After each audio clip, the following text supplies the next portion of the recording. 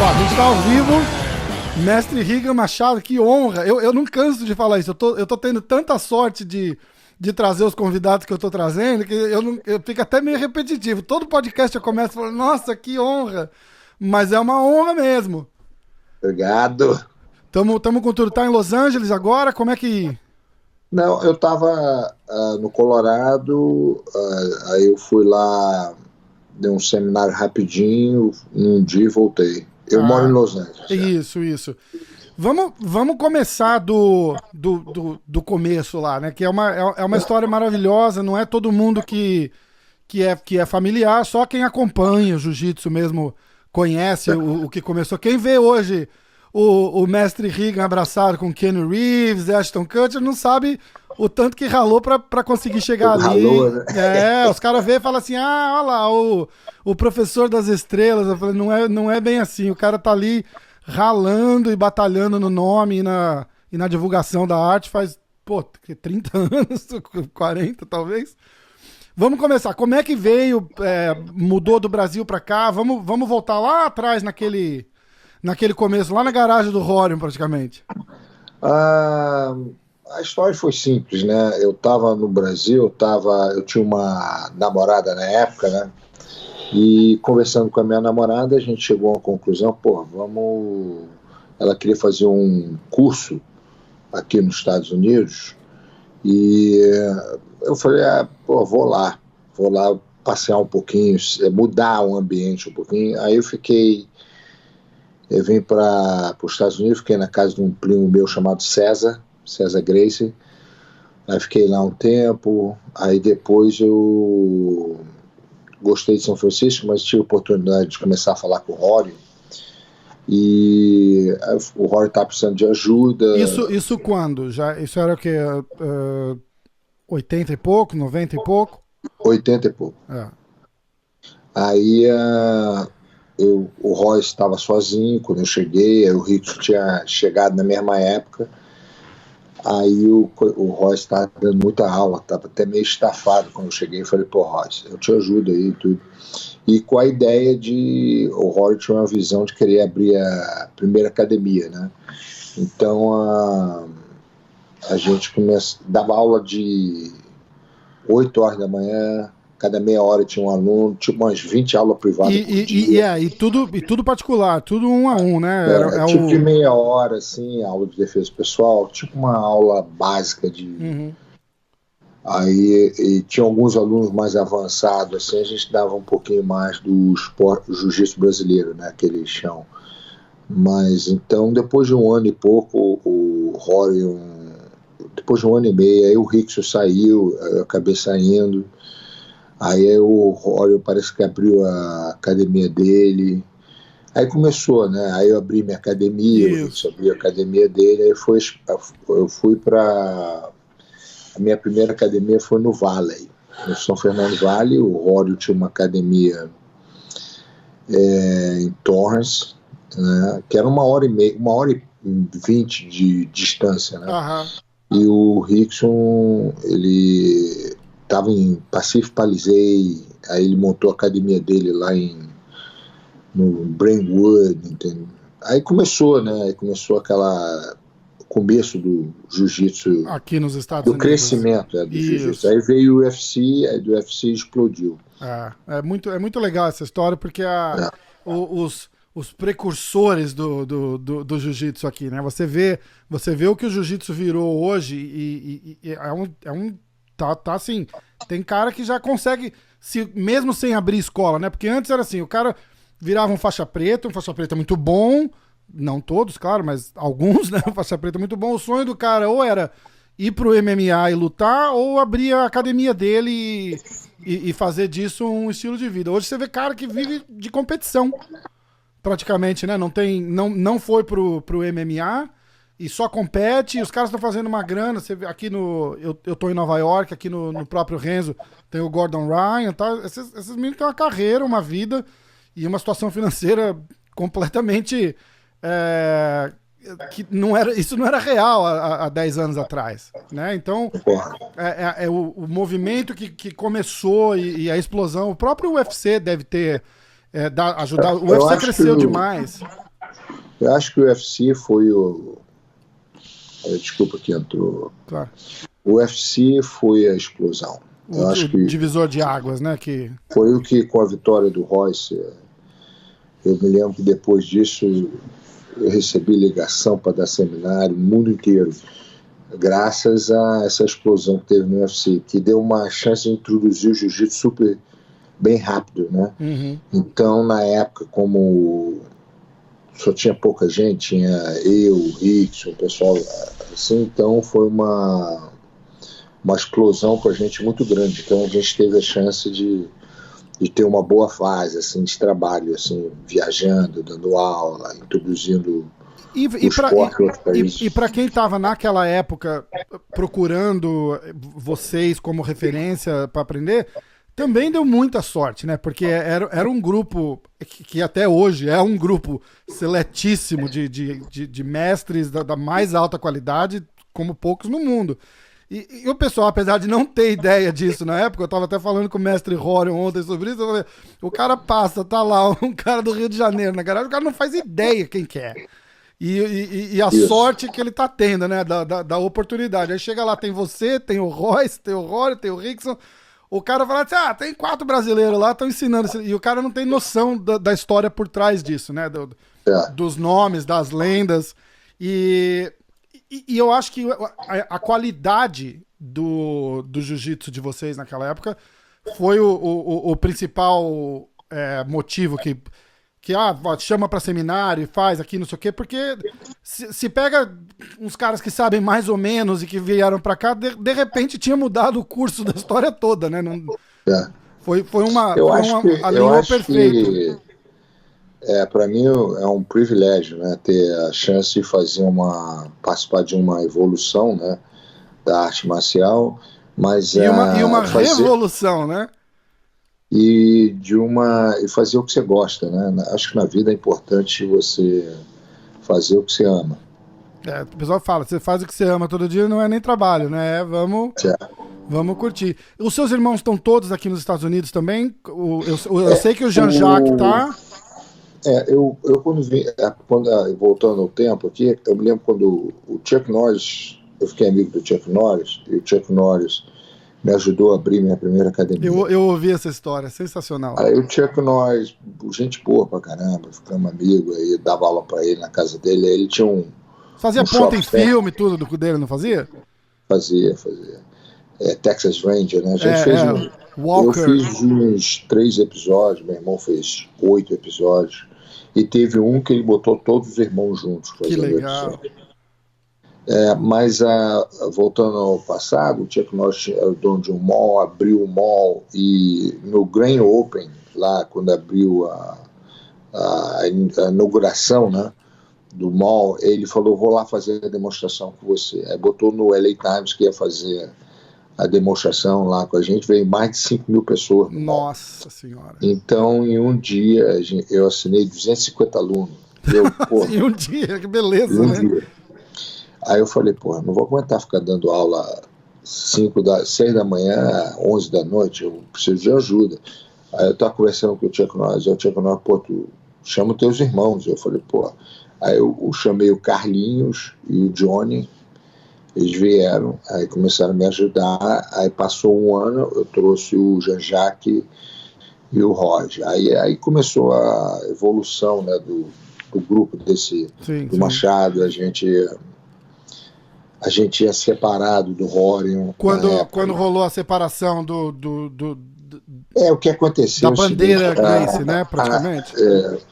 O que acontece é o seguinte, o Rory criou uma explosão, né, e a evolução esportiva é uma coisa muito poderosa. Então a dificuldade, às vezes, diferentes cabeças, diferentes filosofias, diferentes ideias, né? Então, o Rory, eu tinha minhas próprias ideias. Meus irmãos vieram comigo, o Rickson tinha as próprias ideias, o Royler tinha as próprias ideias. Então todo mundo assim começou a ir para diferentes direções, mas todo mundo com a mesma paixão e com o mesmo objetivo Sim, e na pelo cabeça. esporte, Na cabeça pelo tem. jiu-jitsu. Sim, tem aquela coisa.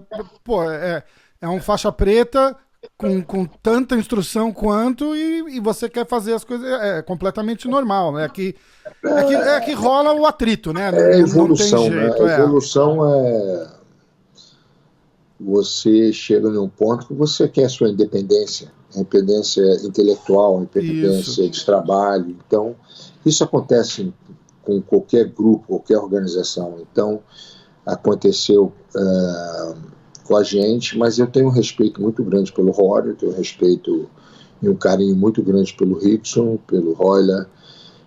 Cada um faz um trabalho super maravilhoso, a filosofia.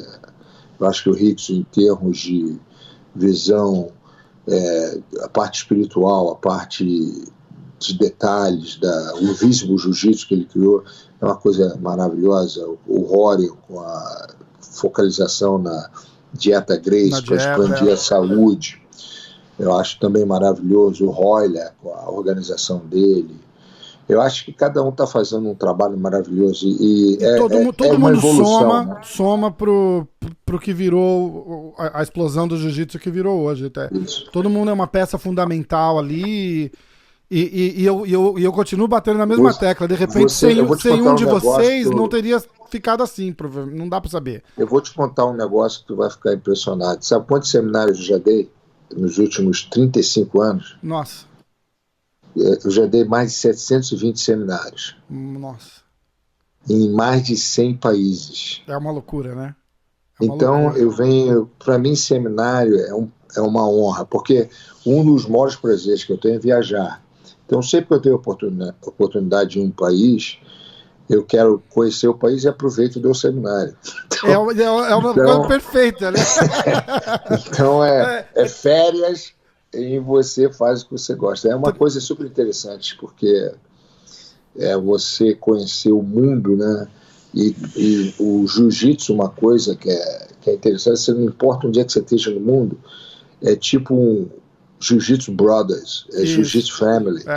O pessoal sabe que você faz jiu-jitsu, você parece que está encontrando os amigos, entendeu? Com certeza. E demora 10 minutos para você fazer 3, 4 amigos no tatame ali, né? Não tem. Isso. Depois você começa a enrolar ali, pega um, pega outro, o pessoal vira teu irmão. É muito legal. E ainda mais um cara do seu gabarito, um mestre, você é bem-vindo em qualquer lugar do mundo, né? Isso deve ser uma coisa única, né? Você fala, bom, eu vou. Teve uma história engraçada pra caramba. Eu acho que eu tava com uns amigos, assim, eu acho que era em Beverly Hills, um tempão atrás, aí tinha um cara me olhando, assim, um cara grande, assim, parecia meio havaiano, assim, me olhando, assim. Aí a noite toda o cara me olhando, eu falei, pô, meu irmão, acho que vou ter que sair na porrada desse cara, esse cara tá me encarando o tempo todo. Aí chegou uma hora, só pra você, meu irmão, porra, a gente tem algum problema, tu tá me encarando a noite toda. Eu falei, porra, professor, aí acabou, né? Eu sou teu fã, eu tô com teu livro lá no carro, será que tu assina pra mim? Nossa, né, cara, que massa. Assino. Porra, na hora. A próxima vez eu falei com o cara, pô, não fica me olhando a noite toda, vem e pede pra mim assinar o livro, eu assino, mas... Além de autógrafo, volta pra casa com o olho roxo.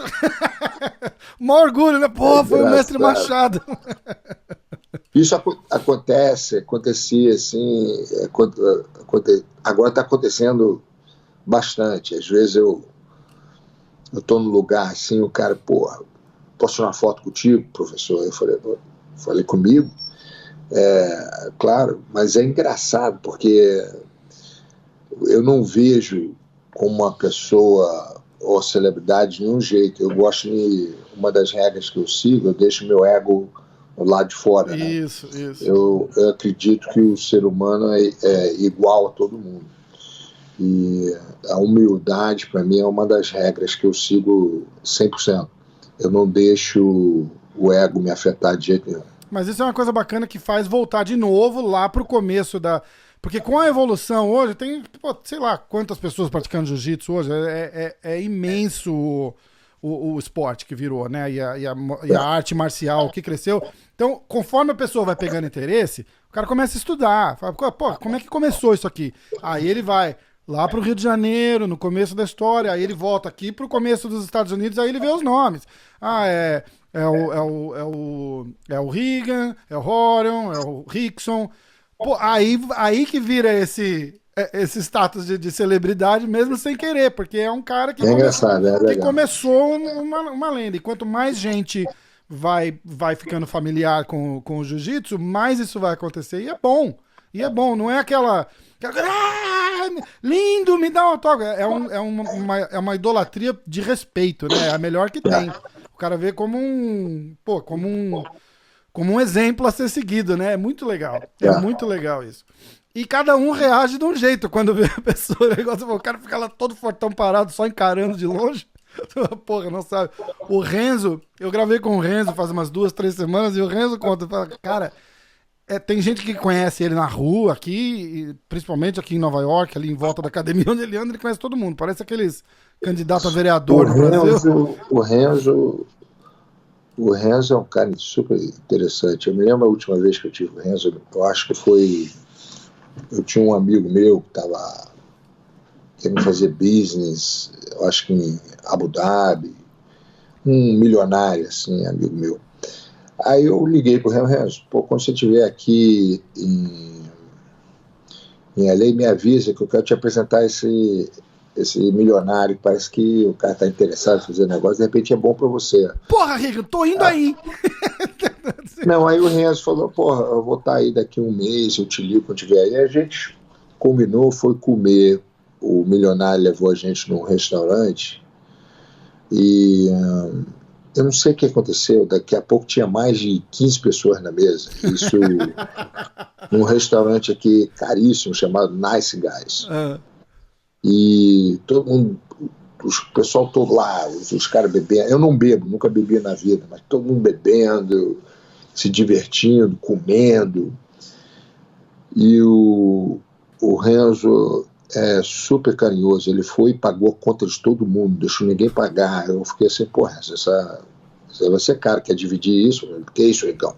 Tá comigo, tá com Deus, tá na boa. Eu falei, porra, mas é engraçado porque o Renzo tem uma habilidade que é difícil ter no ser humano.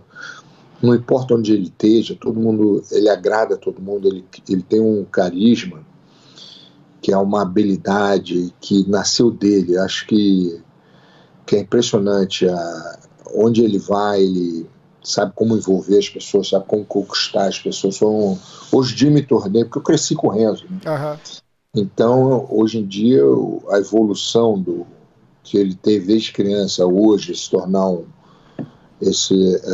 não só uma pessoa, um embaixador do esporte, mas se tornou uma pessoa tão generosa, tão boa com as outras pessoas. Ele ajuda tanta gente. Eu me lembro que eu estava vendo no YouTube alguma coisa assim, eu liguei, parece que ele mandou uma wheelchair para um garoto lá no Brasil. Porra, falei, pô, que trabalho bonito.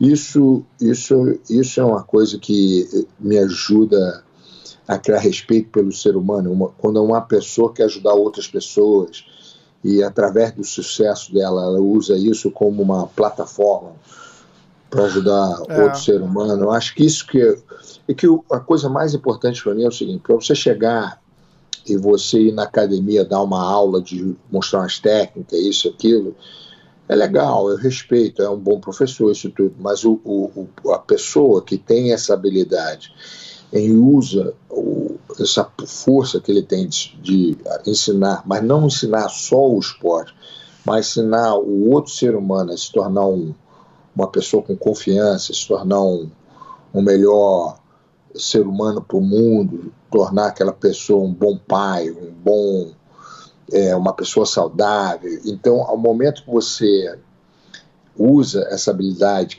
você tem essa força que você tem de ser um bom professor, mas para melhorar o ser humano, eu acho que é aí que você se torna um professor de jiu-jitsu. E é impressionante, igual você falou, o carisma. Você senta para conversar com ele e ele senta para conversar com você como se ele te conhecesse há anos.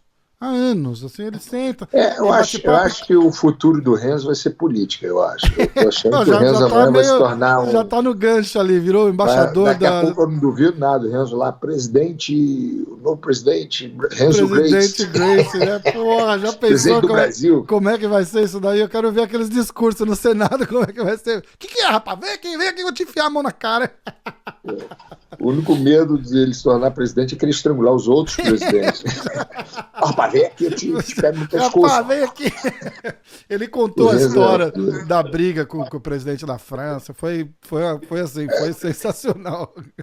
Ele é maluco, mas é um maluco do bem, né, cara? Isso é que é legal. Ele é um cara demais. E ele passa uma energia, assim, eu costumo falar, aquela academia dele, independente dele estar ali ou não, que ele tá ali poucas vezes na semana, porque, pô, super ocupado, viaja pra caramba, mas tem a energia dele ali. Você entra lá, você fala, cara, não é só por tudo que representa, né? Porque, pô, é uma academia. É que nem ir pra Los Angeles e treinar na sua. Eu posso falar um negócio? Eu acho que a academia do Renzo é a academia de jiu-jitsu mais de sucesso nos Estados Unidos. Eu acho que a academia deve ter, eu acho que não estou enganado, mas deve ter mais de 1.500 alunos naquela academia. Provavelmente. Eu acho que o Renzo, como academia, é de super sucesso. Virou uma referência. Eu tava ouvindo num podcast aqui um cara, um lutador falando, e ele falou, pô, fui passar uma semana em Nova York, fiz uns contatos lá e tal, e fui treinar. Falei, pô, vou fazer uns treinos de jiu-jitsu aqui no Renzo, né? Assim, terça-feira, 9 horas da manhã, 100 pessoas no tatame. Ele falou, porra, ninguém trabalha aqui, não? O cara não tá acostumado. E lá é assim mesmo, todas as aulas de manhã, não importa o dia, não importa a hora, já tá sempre cheio lá. É uma loucura. Mas tem uma energia boa, que você entra lá, você fala, cara, não é só pelo templo, né? Que você fala, pô, tô no Renzo Gracie, New York City. Você fala, tem um vibe muito legal que só tem lá. A próxima vez que eu for em Los Angeles, eu vou fazer questão aí em Beverly Hills e conhecer a sua, apertar sua mão, a gente fazer. Eu sou faixa azul, mas eu sou bravo, viu?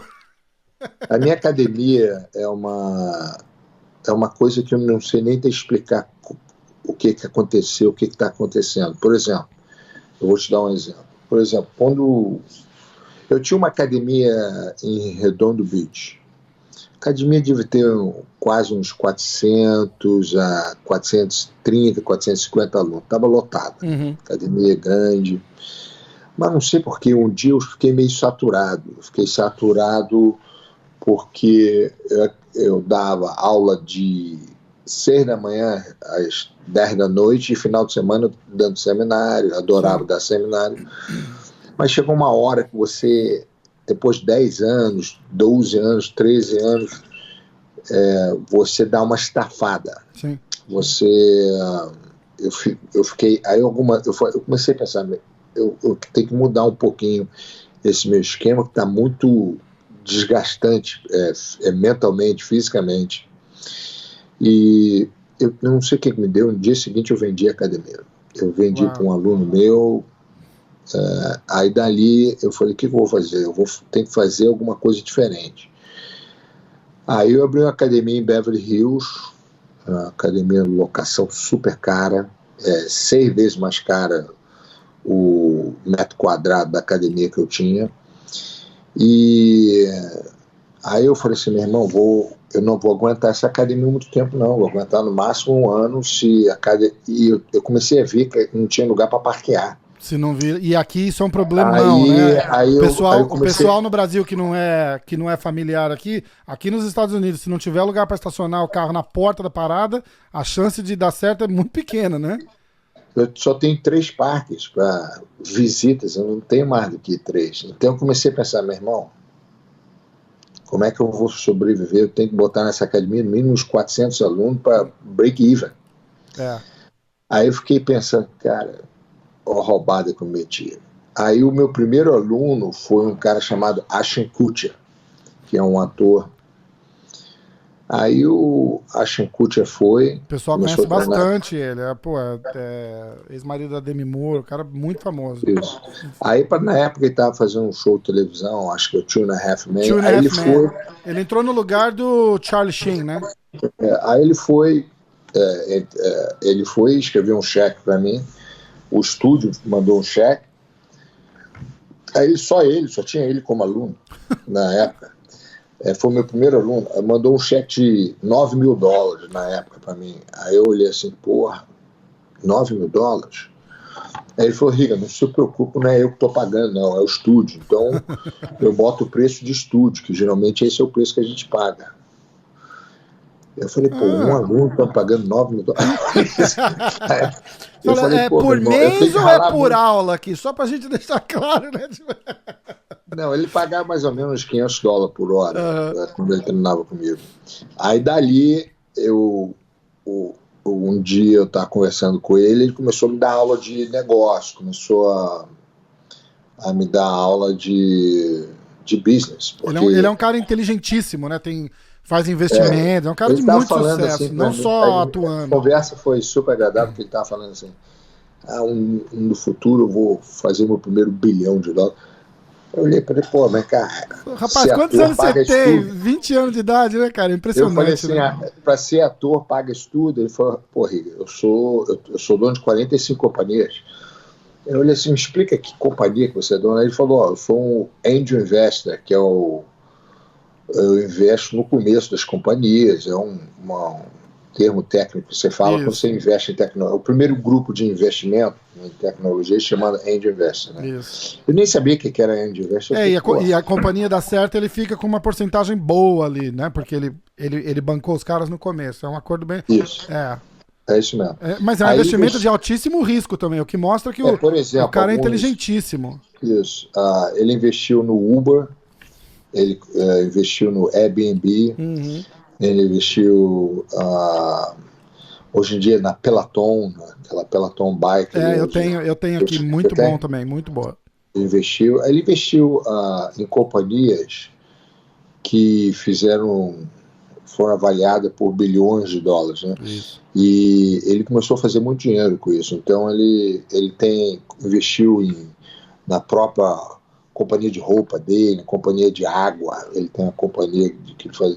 E tudo que ele investe, assim, ele se torna, fica bem sucesso. Eu acho que o coach para mim, é o meu mentor, né? Em termos de business. Que legal, né? Então, né? Isso mostra a humildade também, né? Porque, pô, ele tem 30 e pouquinhos anos agora? Tem uns 40. Já 40. Tá com 40? Eu acho que já tá 40. Caramba, o tempo passa. 40, é a gente que tá ficando velho. Então... Vocês tiveram juntos aí agora, esses dias, né? Que eu sou muito amigo do Borrachinha, e eu vi um post do Borrachinha aí com você, com o Ashton, tava todo mundo aí. O Borrachinha,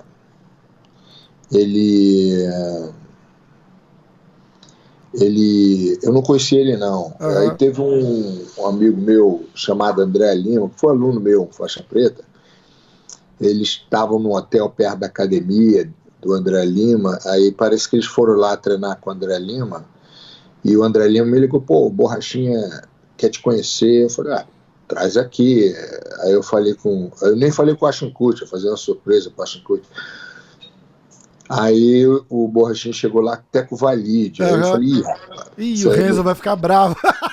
Não, mas eu liguei pro Renzo, eu falei, pô, Renzo, eu não, isso é uma coisa entre você e o Valide, eu não quero estar no meio. O Renzo entende. Cara, escuta, e acho que metade dessa discussão deles aí é pra conseguir o Valide conseguir aquela luta lá, entendeu? Acho que não tem metade da raiva que colocam publicamente ali. Tem um respeito grande. Eu não quis muito puxar o assunto, porque, pô, o Renzo é meu primo. Claro, eu também. Sentei com o Renzo 2 horas pra gravar, falei, não tem nem por que falar disso, vamos...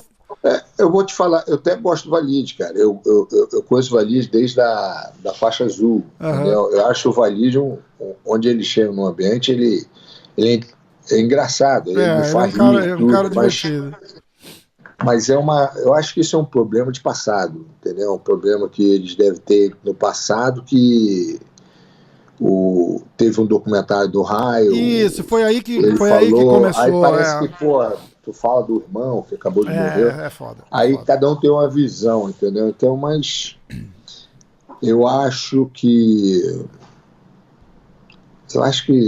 o Renzo está num nível de trabalho, o Vali está em outro nível de trabalho. Eu acho que, para mim, eu acho desnecessário essa luta. 100%. Eu falei para eles, eu falei, escuta, você quer lutar? Faz uma exibição de jiu-jitsu, alguma coisa que o pessoal ia apreciar, do que vocês dois saírem na porrada. Não tem...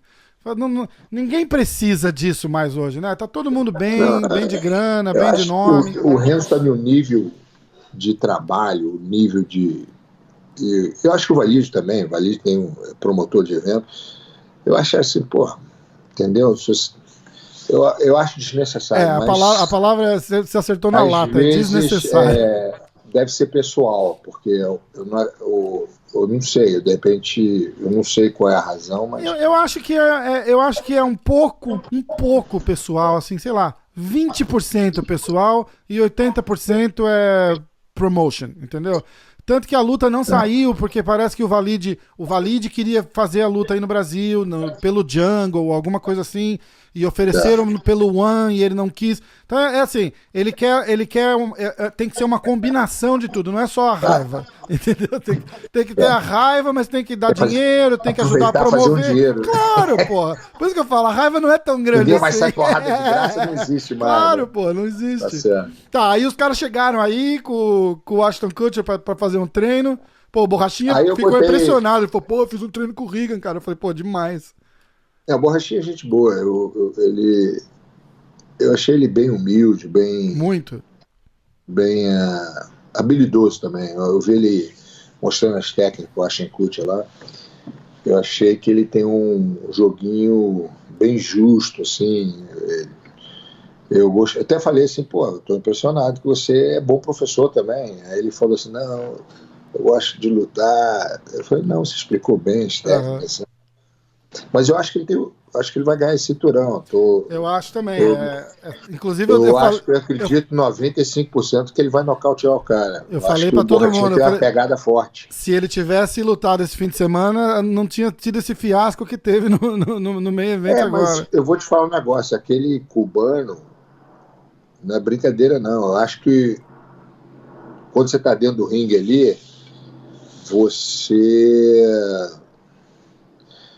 a pressão é outra, entendeu? Então o cara jogou o máximo que ele podia para não ser nocauteado e ganhar a luta. Então, sim, o Adesanya, né?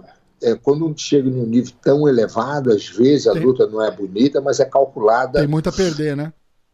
É claro, porque quando você, como fã, você assiste o UFC, você quer ver nocaute, quer ver submission, por exemplo, a luta daquelas meninas. Nossa, né? Aquilo ali foi a melhor luta de meninas que eu já vi na minha vida.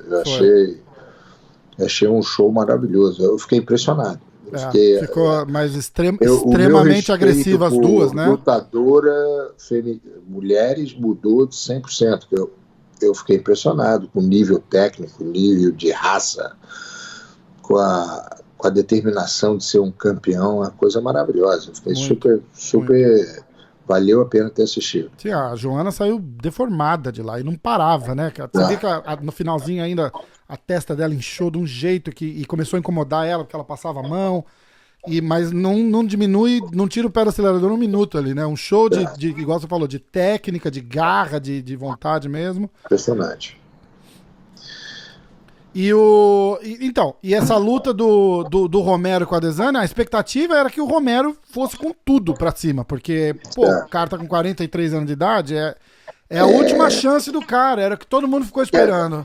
Eu tava conversando com os lutadores, assim, o que acontece é o seguinte, chega uma hora que tá ali dentro do ringue, tu às vezes... Não é a mesma coisa você assistindo lá de fora, entendeu? Às vezes o cara tá querendo vem com uma ideia, de repente muda a ideia no meio da luta. Às vezes eu achava que ele, se eu fosse o treinador dele, eu falava, meu irmão, bota para baixo e senta a mão, porque o cara mais alto assim vai ficar mantendo a distância de você. Pois é. Então, mas O campeão ganhou da maneira estratégica. Não é a luta mais bonita de assistir, mas ele ganhou o cinturão. Vamos ver se na próxima luta ele... Que vai ser contra o Borrachinha. Vai ser contra o Borrachinha. Vai ser contra o Borrachinha. Ele vai ter que se mexer. Eu acho que aí o Borrachinha vai nocautear ele. Eu também acho.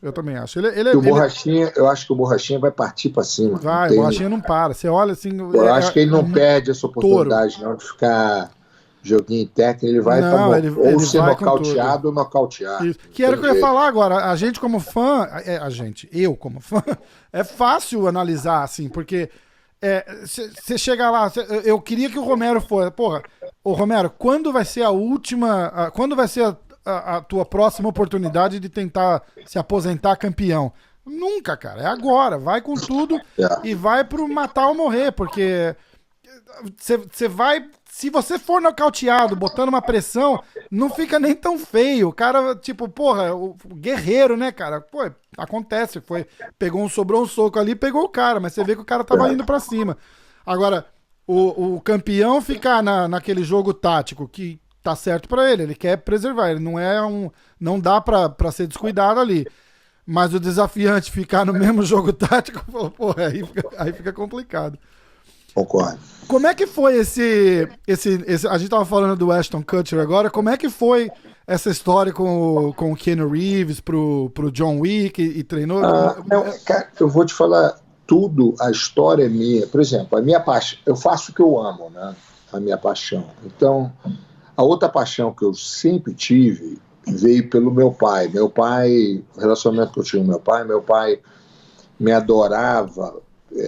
Fala, pô, filho, vamos ali assistir um filme. Ele adorava o Charlie Bronson, o Paul Newman, ele adorava o Clint Eastwood. Então eu estava sempre com ele. Um momento especial que eu tinha no relacionamento com meu pai, ele sempre levava para o cinema, sempre me levava para ver um filme.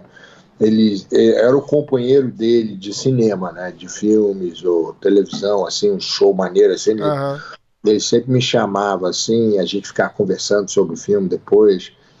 Então, eu sempre tive essa paixão. Então, quando abri a academia de Hollywood, aconteceu uma coisa bem esquisita que mudou o meu destino e minha maneira de pensar. Por exemplo, eu comecei a ter várias celebridades entrando na academia, treinando essas coisas. Aí mesmo uma vez que veio a Hollywood Report, a Verizon, que são jornais especializados na indústria de Hollywood, local aqui em Hollywood.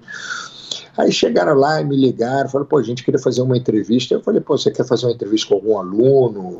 Não, queremos fazer entrevista com você.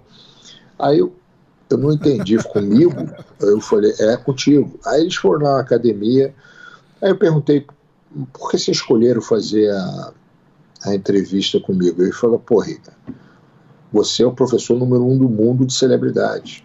Você dá aula mais para celebridade que qualquer outra pessoa do mundo.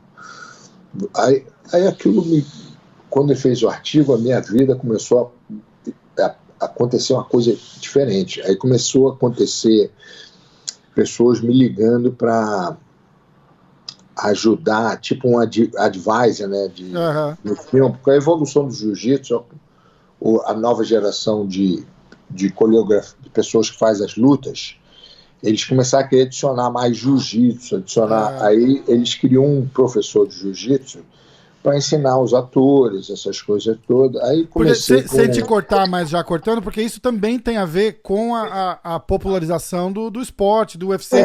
Aquelas cenas de filme de 10, 15 anos atrás, você olha aquilo hoje e fala assim, pô, imagina, isso aí não existe, né, que o cara tá fazendo. Então tem que ficar mais real também, eu né? acho que tudo é uma evolução em todos os campos, né?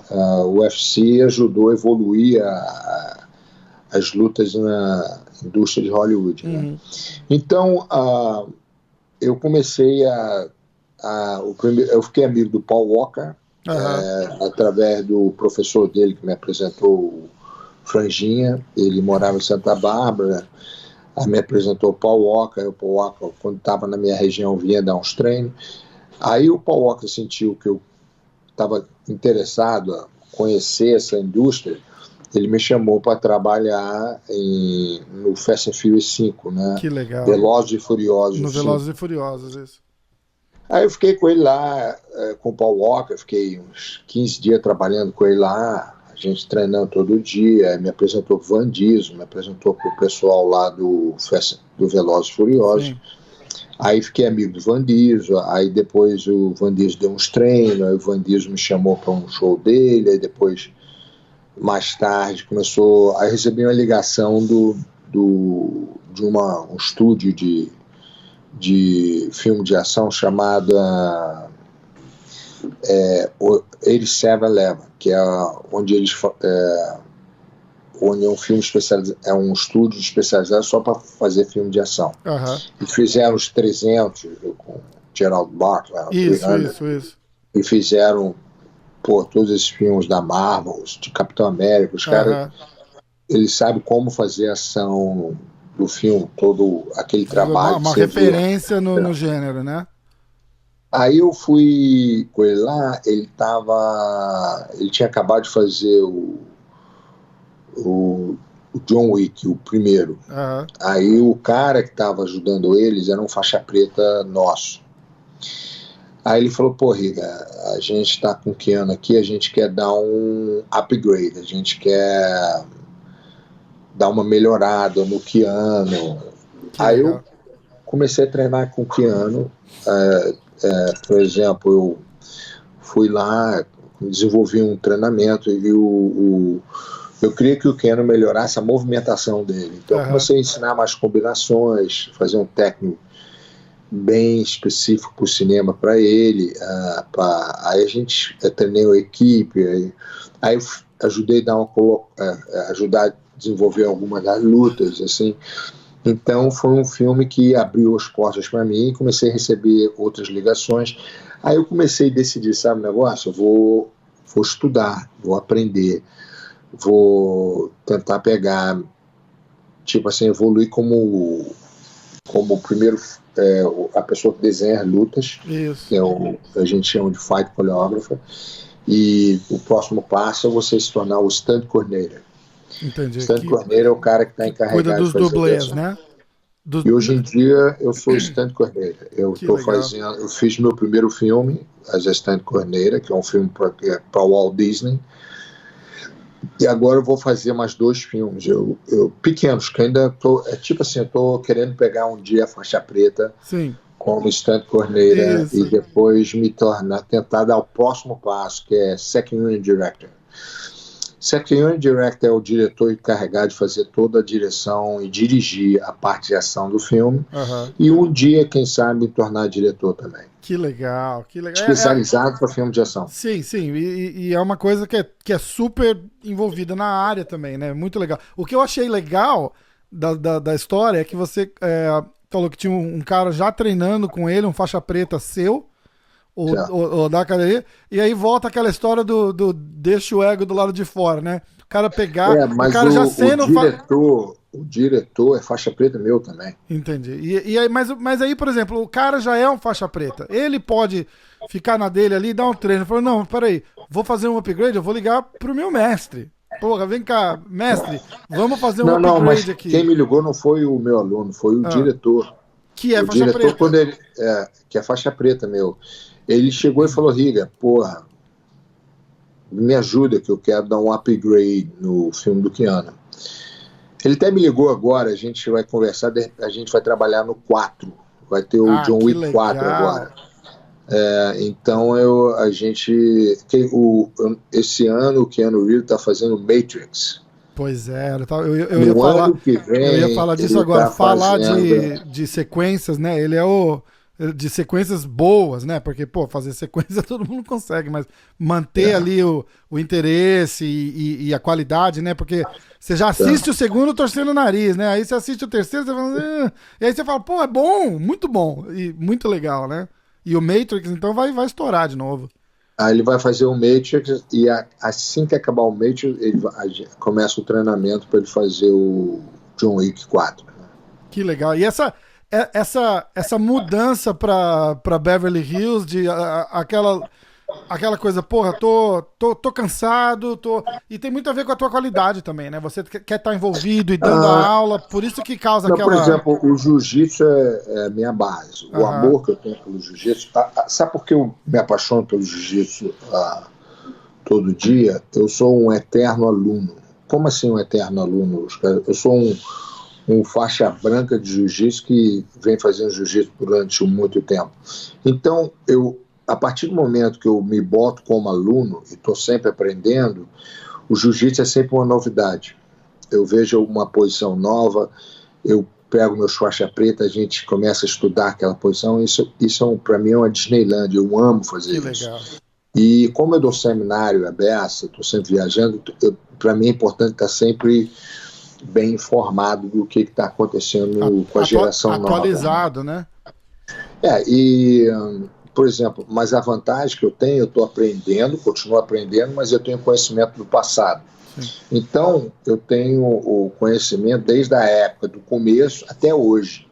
Então, isso te dá uma força, como professor, inacreditável, porque você tem eu me lembro da época, desde o Hélio Gracie, do Carlos Gracie, Hollis, eu treinei com esse pessoal todo e hoje em dia continuo aprendendo com a geração nova também. Então, para mim, eu me sinto um privilegiado de estar numa posição dessa, entendeu? Apesar que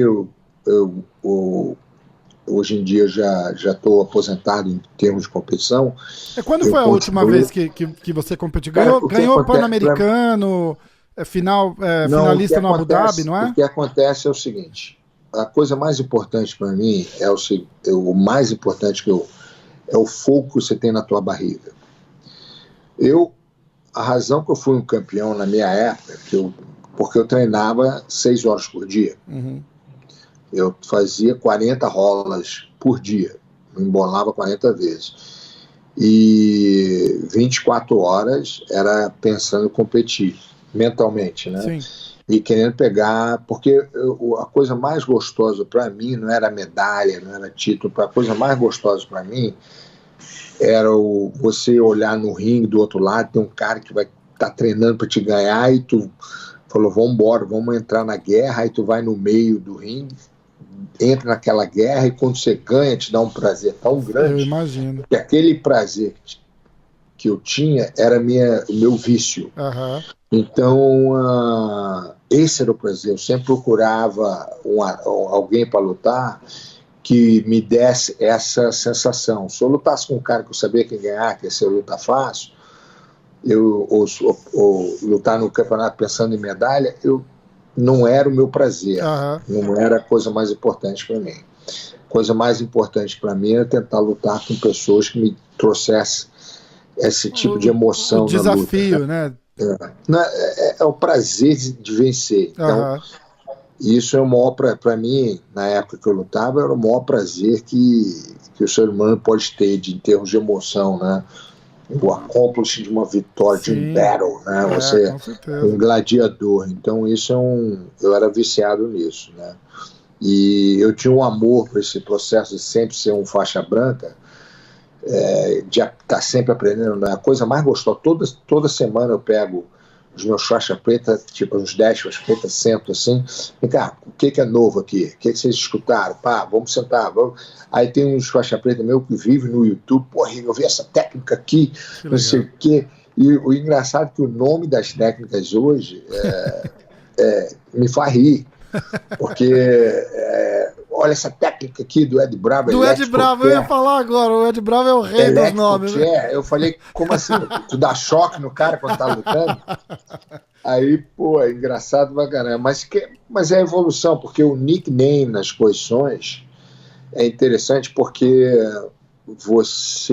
a posição se torna, com sucesso, da quantidade das pessoas que estão tentando aplicar essa posição no evento, que você, por exemplo, a berimbola, né, que é um nome engraçado, a beça, ela se tornou super famosa porque todo mundo está tentando fazer berimbola.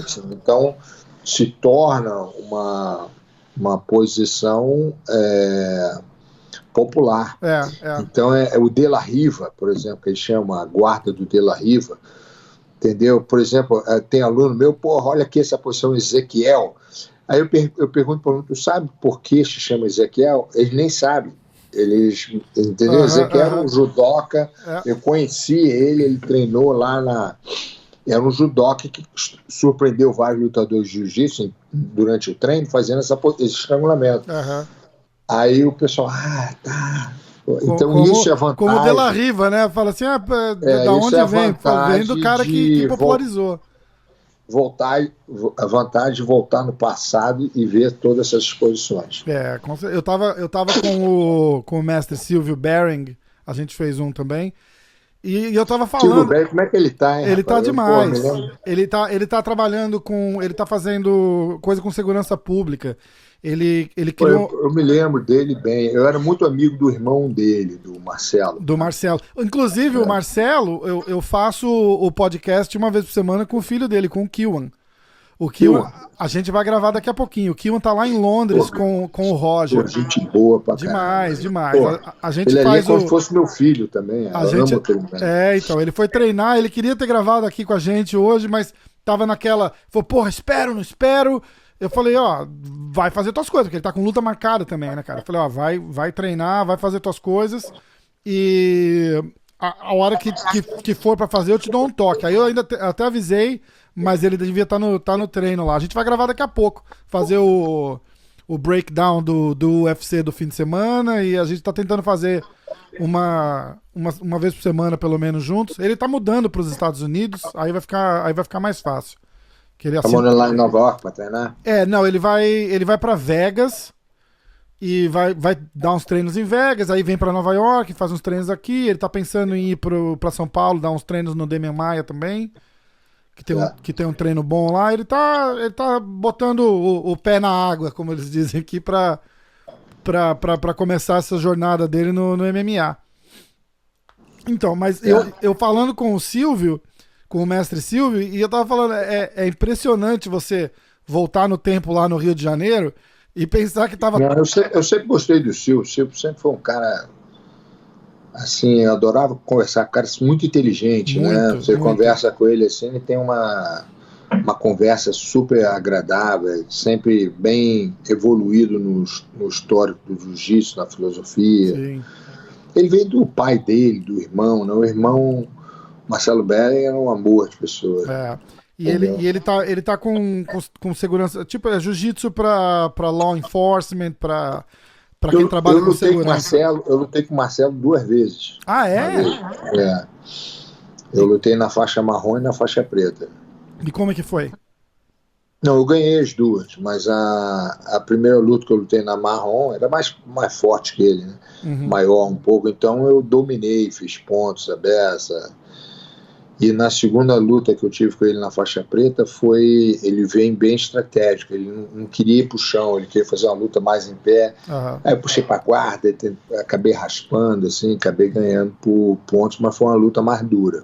O Marcelo é lendário, né? Porque o Marcelo veio com uma estratégia para tentar me dar uma queda, entendeu? Aí eu falei, eu vi aquela estratégia, eu falei, não, vou te puxar pra guarda e vou te raspar. Aí no finalzinho eu acho que eu raspei, fiz os pontos suficientes para ganhar a luta, mas a estratégia dele foi perfeita. O Marcelo Bering, foi uma honra ter lutado com ele, porque o Marcelo Bering, como lutador, é um cara histórico, né? Ele Muito. É um cara assim que tem, eu acho que para mim o Rickson, dos faixa preta do Rickson teve faixa preta maravilhosa, mas para mim o Marcelo foi um dos grande faixa preta do Rickson. Com certeza.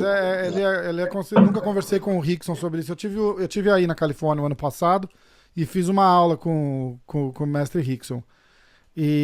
Mas eu não cheguei a conversar com ele sobre isso. Eu tava em êxtase, assim.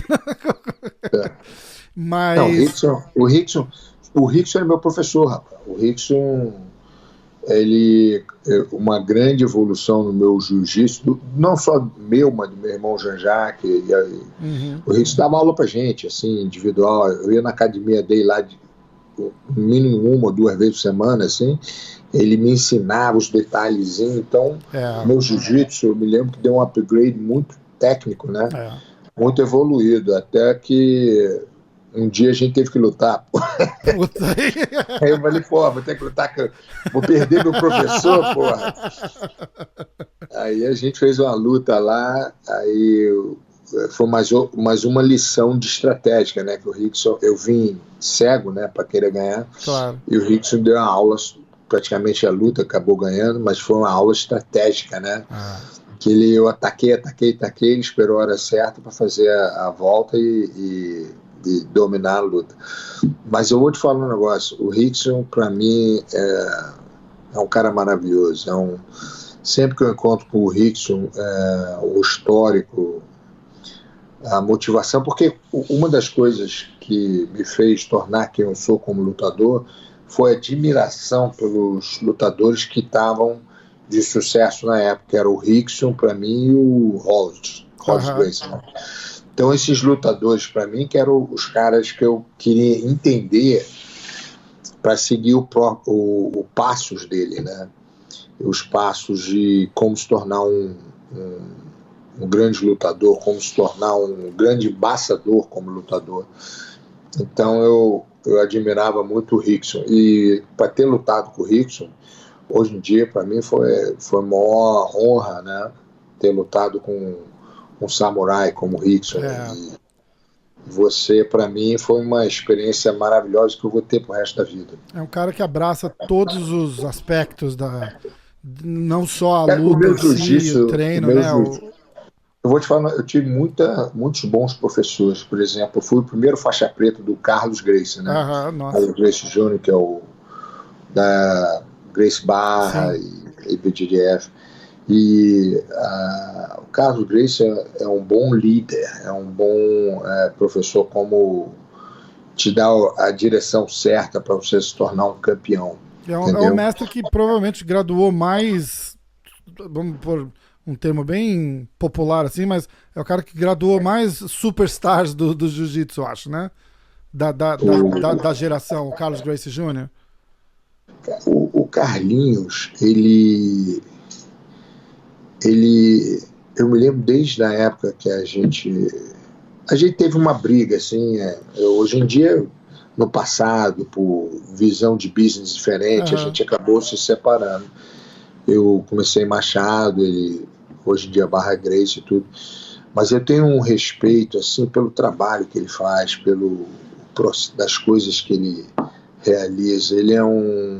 O que ele fez pelo esporte jiu-jitsu foi uma coisa maravilhosa, entendeu? Graças a isso tem bilhões de pessoas hoje competindo, e tem academias tentando produzir novas gerações de campeões. O Carlinhos Gracie teve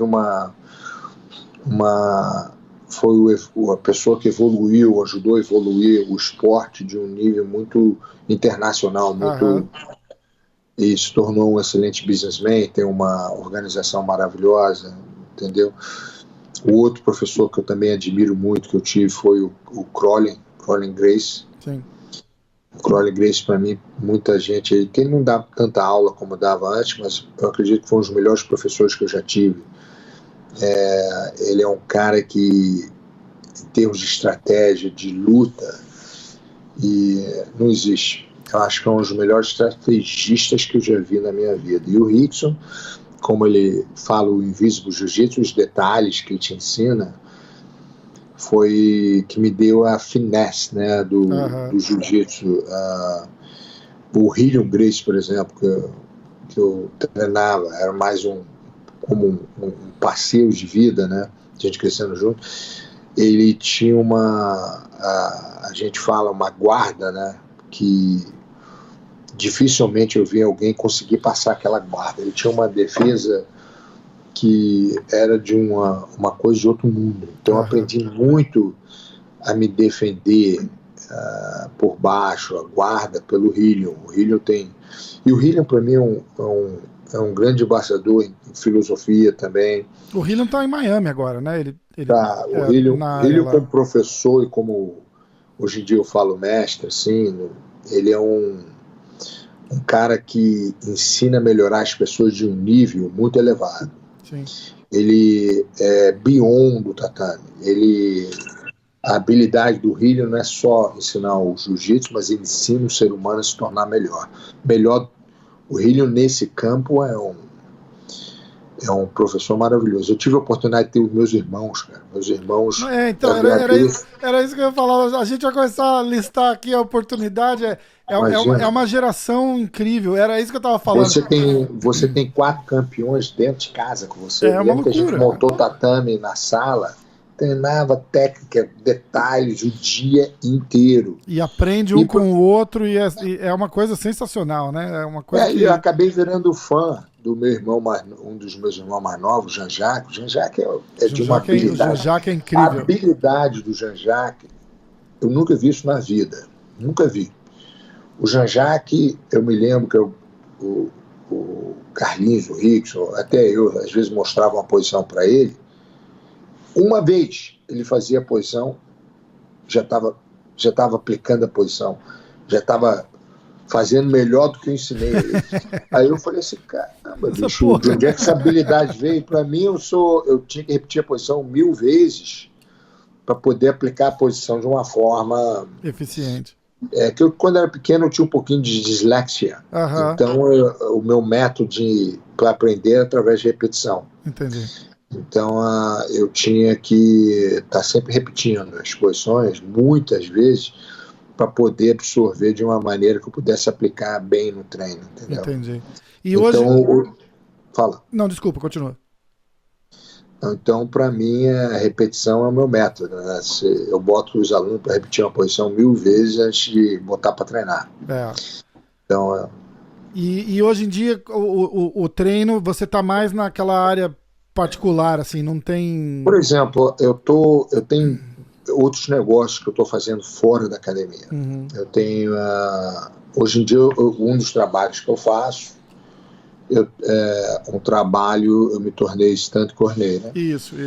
E um dos trabalhos que eu tenho um show de televisão que tá para sair. Que legal! Chamado... Esse show chama War is Within. Uhum. Então é um show...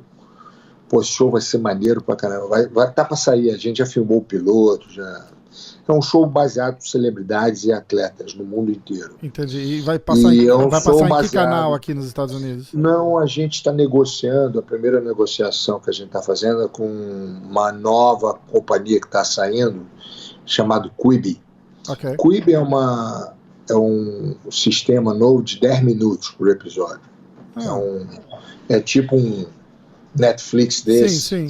que vai sair, mas especializado para um show de televisão para você assistir no telefone. Que legal.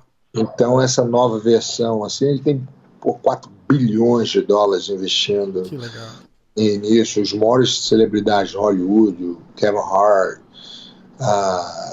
o John Travolta, Demi Lovato, todo mundo indo fazer show para Quibi. O Jay Statham, tem várias pessoas que o Kevin Hart é outro também que investe, como o Ashton Kutcher faz. O Kevin Hart também é investidor pesado em empresas, assim, e é um cara super focado também. Então ele... Você tá falando eu não conheci ele ainda não. Tá falando que ele tá envolvido nisso daí, provavelmente ele é investidor nele, no projeto também. Eu não conheci ele não. Mas, vamos tentar de novo e bater um papo quando tiver saindo, porque se é um negócio online, não fica preso aqui nos Estados Unidos. Né? Não, eu te falo, quando tiver... Eu tenho uma nova companhia de tecnologia que eu montei. Eu acabei de abrir um escritório em Seattle e um escritório aqui em LA. A gente já está com 58 pessoas trabalhando na companhia. Mas isso aí eu não posso falar muito não. Sim. Que tá para sair, que eu tenho... Tá. Eu queria depois um dia falar com você de novo sobre essa companhia nova, baseada em saúde, esporte, tecnologia, videogame. Nossa, eu ia adorar. E a gente está tentando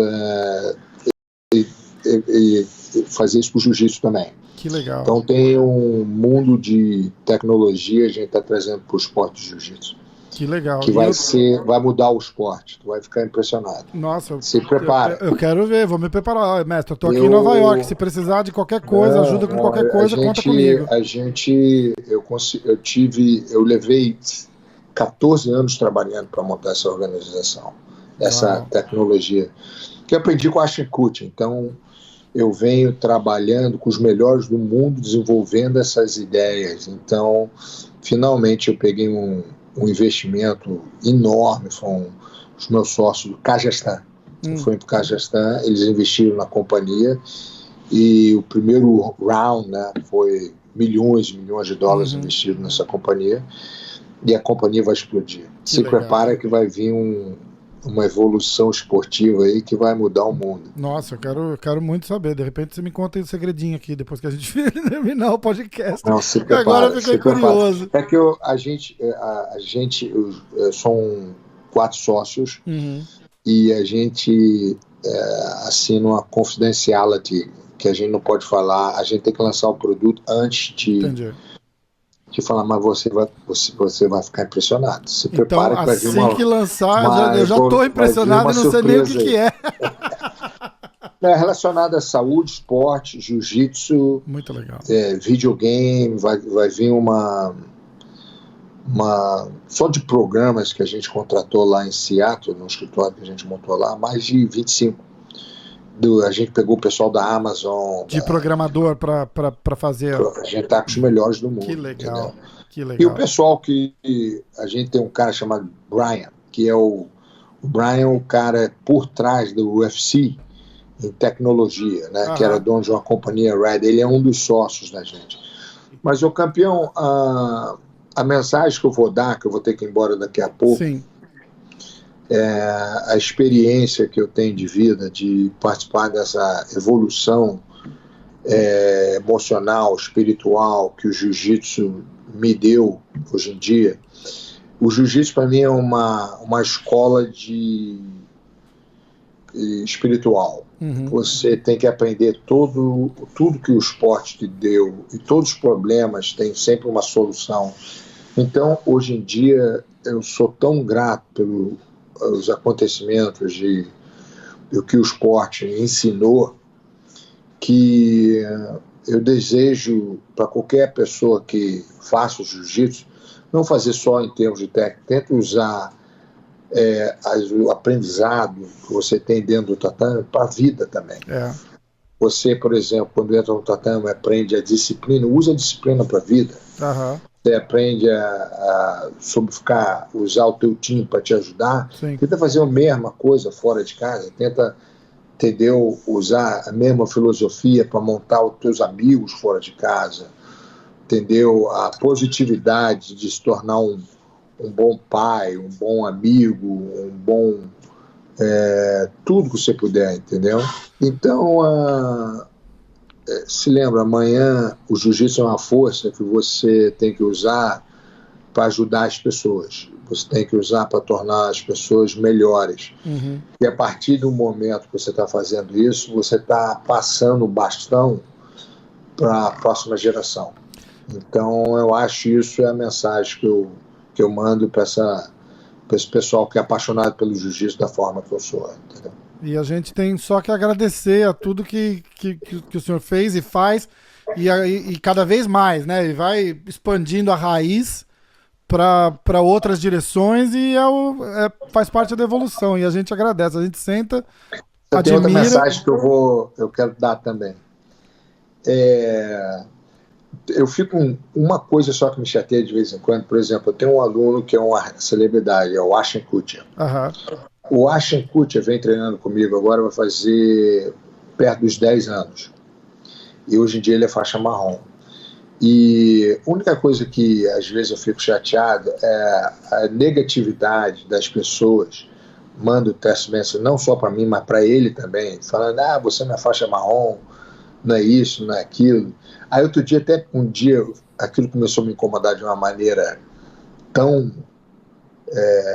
que um cara mandou um test message para mim, você, professor, dando faixa marrom, ele tá vendendo a faixa. Aí eu falei assim, o sangue subiu um pouquinho, eu respondi assim pro cara, eu falei, meu amigo, eu tô fazendo jiu-jitsu há mais de quase 50 anos. Eu dei aula para mais de 10 mil pessoas. Viajei para mais de 100 países e dei mais de 720 seminários. Fui um dos campeões da história de jiu-jitsu que está marcado. Eu sou um dos fundadores da Machado Jiu-Jitsu. Eu sou parte dessa família maravilhosa que é a Grace Family. Eu tenho mais de quase 700 faixa preta que eu fiz. Já produzi mais de 60 campeões mundiais, não só no jiu-jitsu, mas como em MMA também. Aham. E você tem a coragem de me mandar um teste nessa, dizendo que ele não merece a faixa marrom, é a mesma coisa que você está cuspindo na minha cara e dizendo que eu não sou um professor de capacitada. Primeira coisa, eu tenho uma filosofia. A minha faixa, tem duas faixas que eu acredito. Tem a faixa que você pode vender e tem a outra faixa que é sangue, suor e honra. Aham. A minha faixa tem que ser dada assim. Claro. Se o Ashton Kutcher não tivesse botado, o Ashton Kutcher treina comigo quase todo dia, durante quase 10 anos. Eu já botei o Ashton Kutcher. É claro que eu protejo ele para ele não se machucar. Claro. Porque o Ashton Kutcher, ele quer se embolar o tempo todo e ele sempre se machuca. Porra, um cara desse sair do treino com o olho roxo, o cara pega 3 semanas de gancho em casa sem poder, né? Eu protejo meus alunos até um certo campo. A hora que ele quer se embolar sozinho. Porque eu tenho seguro que chega para conversar comigo, os estúdios, fala, o cara não pode se machucar, que o cara tem um filme para fazer. Puta, foda, rola uma pressão então, ali do caramba, né? Eu tenho que estar sempre de olho, eu tenho que botar ele não para treinar super pesado, botar ele para treinar com os faixa preta mais evoluídos, para sempre ficar de olho para ele se proteger. Mas quando a comunidade começa a atacar o Ashton Kutcher porque ele é uma celebridade, eu acho que o judgment tem que ser feito de uma forma. Se você treinar com o Ashton Kutcher e falar que ele não é bom de jiu-jitsu, eu entendo. Mas se você, eu boto ele para treinar outro dia, botei ele para treinar com borrachinha, se embolou com borrachinha durante 20 minutos. Então. E o borrachinha, claro que é mais forte. Sim, domina. O cara faixa preta e lutador profissional, Teve um australiano chamado Greg Jones, que é especializado em chave de calcanhar. Conheço, Greg Jones. Ganhou.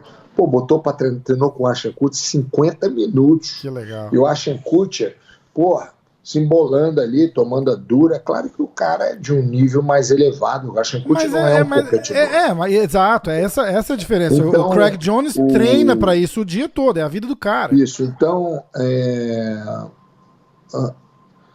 esse judgment, porque a pessoa é celebridade, às vezes me incomoda um pouco, entendeu?